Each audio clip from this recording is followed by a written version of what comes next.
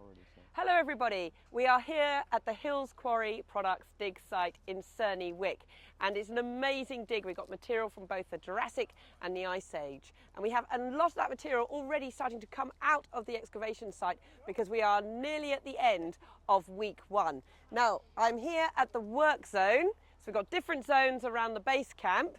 And we're going to go and meet some of the people in here and find out what they're doing. So if you come with me through here. We have volunteers also taking part in the camera work. Today we got Sally. Well done, Sally. Thank you for doing this. Right, come on in. Let's see who we've got.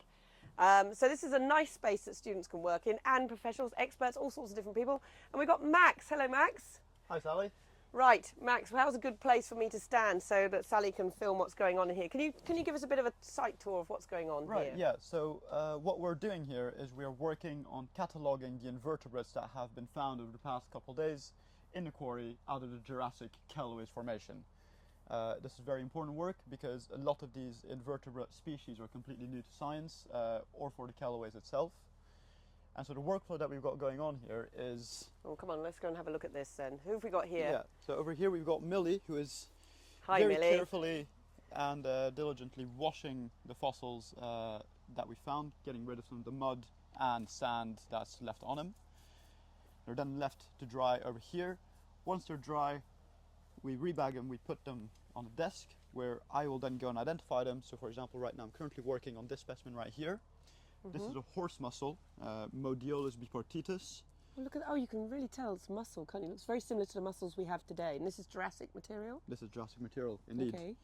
And in fact, Modiolus is a genus that is still alive today, also called the horse mussel, which is why we call this one horse mussel too.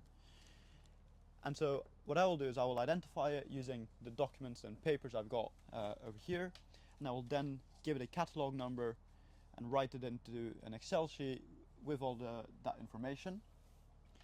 That specimen then goes over to Grace over there, who will label Hello, Grace. and write down the physical catalogue copy of it as well. And finally it will go to Isaac, who will describe the preservation style of it, as well as any other notes, and he will double check the taxonomy. And then finally some of the most important specimens are then photographed, because we will be using those photographs to make a book on all of this, on all these most important specimens to really describe this. Wow, so it's actually very, very busy in here. So Max, you're an ecologist, palaeo-ecologist, aren't you? That's right, I'm a palaeo-ecologist, yes. And you have a specialism. I mean, I can see, if I just turn this so you can see, he's got a nickname on site here, Mollusk Max, so that tells us about your specialism as well, really, Max. Yeah. Can you tell us a little bit? I'm going to get a proper interview with you. Now, so please do keep watching these interviews. They are live. They are coming from the dig site as we upload them all the time. And the hashtag, is TUSForce. But we will be having a more in-depth video with Max because your breadth of knowledge is really fascinating on this. It's excellent. But just talk us through a few of these because they are spectacular, and I know people at home will want to be seeing what's coming out of this dig. So can you show us a couple of things? Right, yeah. I mean, there's a few others here. Obviously, this is stuff that I've not had a look at yet, so I'll pick out some of the more obvious ones. There's one out here that's out of bag. So this ammonite right here, which is quite pretty. This is a Sigillosaurus, and it's most likely Sigillosaurus calaviense, which is the index fossil for the Callaway's rock. Now, this one is not a new species. Hang on a minute, I'm going to have to stop you there. Sorry for interrupting, but index species, so can you tell us what that means? Yeah, so an index species essentially is showcases when you find a species, you are in this type of rock. And so the fact that we're finding Sigillosaurus calaviense in the same rocks as all these other fossils confirms for sure that indeed we are looking at the Callaway's Formation. Right, okay. And specifically what we term the Calaviense subzone, which is a specific layer within that formation. So that really does date it then for us, doesn't it? Yes, absolutely. And so finding stuff like this. Oh, look at it. Look at this. Isn't very it nice beautiful? one. You can see some beautiful suture lines and some very fine ribbing as well. It's a very nice specimen, and it'll later on be prepped. That's when we'll probably have quite a nice center.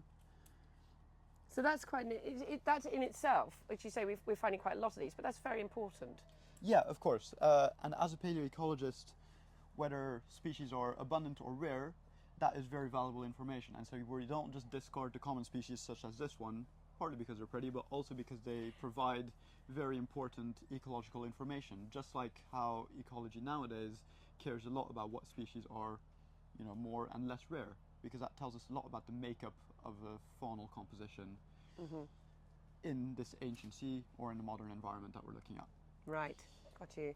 We've got Show you something guys- else. Let's have a look at something else. Show you guys some other things. Yes, let's have a quick look. This is a very nice one. This one was found by Joel and Adam a couple days ago. Oh, It's look another at this. ammonite. This one's called Proplanulatus petrosus. It's a very nice specimen, and it popped out of the rock beautifully. As you can tell, it's got a very nice center to it. And it's a good sized Proplanulatus as well. That's absolutely beautiful. When you're looking at the different species of the ammonite, when it's this type of iconic curled ammonite, what are the defining features that help you decide it's a different species from one from the other? What do you look for? Just is it a size thing? Is it a shape thing? Because they're very similar, all these sort of ammonites. Yeah, well, so it does get quite tricky, and my specialism is actually in bivalves, not in ammonites. But if you compare, for example, this Sigiloscurus versus this Proplanulates, you can tell that there are actually a number of differences. And these include, for example, the ribbing itself. This one's got many very fine ribs that are quite closely packed together, whereas this one has much weaker ribs that are a bit more spaced out. And you can feel this as well with your finger if you run through it. Another difference is the tightness of the coils or the whorls. You can tell that this one is much more tightly coiled. The center is much smaller relative to the outer whorl compared to this one. Finally, if we look, for example, at the thickness of it relative to the size of the ammonite, you can tell that there's a big difference there as well. And so it's all those kinds of features that we are looking for. Those are all characteristic features that will help you define a genus and even a species. And you've got another bit of fossil here, but that's not the actual fossil, is it? Is that... No, so that's an imprint actually of another Proplanulates, which I think is I'm going to just bend down hopefully here. laying around somewhere. Get this. I think we may have already put the other. Has it already gone through? Yes, I think that one's already been catalogued. But there was indeed another Proplanulates that was sitting right here. Indeed. But indeed on this block you can also tell that there's lots of other little bivalves strewn around.